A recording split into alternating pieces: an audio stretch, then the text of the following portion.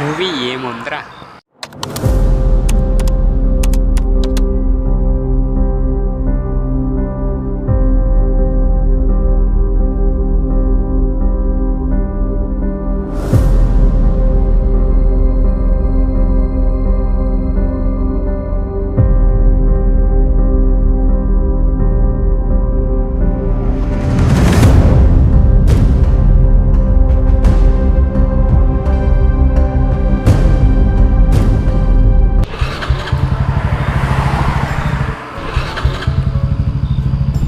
చాలా బాగుందిరా.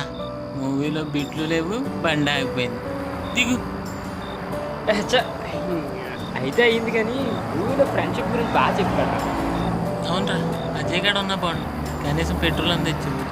వాడు ఎక్కడెందుకు ఉంటాడు రా, క్యాంపస్ ఇంటర్వ్యూలో జాబ్ కొట్టి ఎప్పుడో సెటిల్ అయిపోయి ఉంటాడు. ఈ సినిమా గోలేమో కానీ తలపొడి దుబ్బేస్తుందిరా. ఏమో కనీసం టీ ఉన్నా బాగుండు, తోసే ఓపిక కూడా లేదు. అవునరా, అక్కడ ఎవరో ఉన్నారా.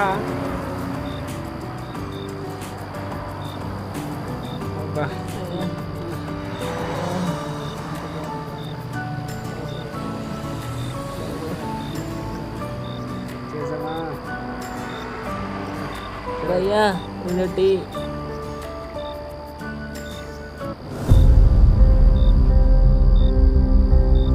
అజయ్,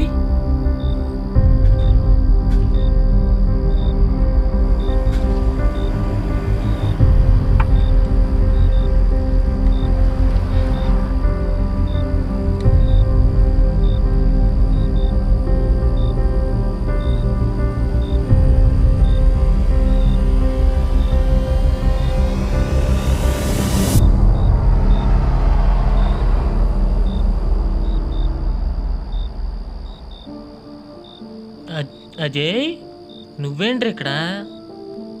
అసలు ఏమైందిరా? చెప్పరా, అసలు ఏమైందిరా? మీరు అనుకున్నట్టు మన క్యాంపస్ ఇంటర్వ్యూలో జాబ్ వచ్చిందిరా.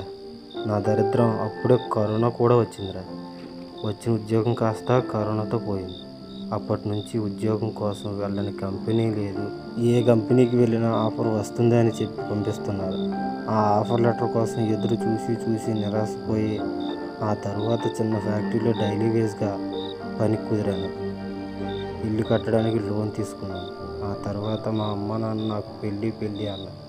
మా అమ్మ నాన్న నాకు పెళ్ళి అప్పుడే వద్దు అని చెప్పిన వినలేదురా. మేము తిన్నా తినకపోయినా లోన్ మాత్రం కట్టాలి. నెల అయింది అంటే చాలు కరెంట్ బిల్లు, పాలు బిల్లు, టీవీ బిల్లు, గ్యాసు, పప్పు, ఉప్పు అన్నీ ఖర్చులు. ఈ రోజుల్లో మధ్యతరగతి వాళ్ళ కష్టాలు తెలిసినవే కదరా. ఫ్యాక్టరీలో చిన్న చూపు చూస్తున్నారు అని మానేశాం.